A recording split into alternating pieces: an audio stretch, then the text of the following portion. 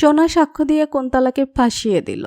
ওই কুন্তলা কুমারী আসল কালপিট। হ্যাঁ বন্ধুরা, আমরা এমনটা দেখতে পাবো অনুরাগের ছোঁয়া ধারাবাহিকের আগামী পর্বগুলোতে।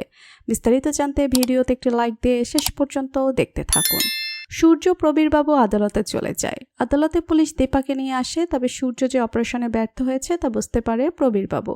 সূর্য ভাবতে থাকে সে এখন কি উত্তর দিবে দীপাকে। লয়ারকে তো সে ফিসও দিতে পারবে না। দীপার এই কেসটা তো লয়ার লড়বেই না ফিস ছাড়া। ঠিক তখনই সেখানে লয়ার আসে। সূর্য লয়ারকে বলে, স্যার আমি তো আপনার ফিসটা দিতে পারলাম না। কিন্তু লয়ার সূর্যকে বলে, ডক্টর সূর্য সেনগুপ্ত আমি তো আমার ফিস পেয়ে গেছি। অবাক হয়ে যায় সূর্য। দীপা সূর্যকে বলে, ডাক্তারবাবু আপনি ফিসটা দেননি, তাহলে ওনাকে ফিসটা কে দিল? ঠিক তখনই রূপা আসে এবং রূপা সবার সামনে বলে, আমি দিয়েছি ফিসটা। এতগুলো টাকা রূপা কোথায় পেল? অবাক হয়ে যায় সূর্য, প্রবীরবাবু, উর্মি, দীপা এরা সবাই। অপরদিকে ঠিক তখনই কুন্তলা কুমারের সাথে হাজির হয় আদালতের সোনা। মায়ের সামনে দিয়ে কুন্তলা কুমারের সাথে আদালতের মধ্যে ঢুকে যায়। কুন্তলা কুমার একজন অ্যাডভোকেট, যাকে দেখে কৌতূহলী হয়ে প্রবীরবাবু জানতে চায় কে উনি। উর্মি বলে উনি রুদির মা। কুন্তলা কুমারকে দেখে বেশ চমকে যায় দীপা।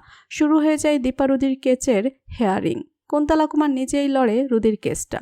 কুন্তলা কুমার সোনাকে প্রশ্ন করে, সোনা সেনগুপ্ত এই মহিলা কি সেদিন আপনার স্বামীকে গুলি করেছিল?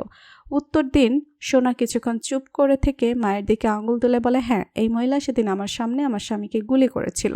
এই মহিলা একজন খুনি। সোনার কথা শুনে কষ্ট পায় দীপা। দীপা কাঁদতে কাঁদতে বলে, সোনা আমি তোর মা। তবে সোনা চিৎকার করে বলে, না তুমি আমার মা নও, তুমি একজন খুনি। সোনার কথায় সূর্য নিজেও চমকে যায়। অপরদিকে কুন্তলা কুমার খুব খুশি হয়। তো বন্ধুরা, তোমরা এটাই চাও যে সোনা যেন রুদির চক্রান্ত ধরতে পেরে মাকে বাঁচিয়ে নেয়? তোমাদের কি মতামত জানিয়ে দাও কমেন্ট করে। পরবর্তী আপডেট সবার আগে পেতে সাবস্ক্রাইব করুন আমাদের চ্যানেলটি। ধন্যবাদ।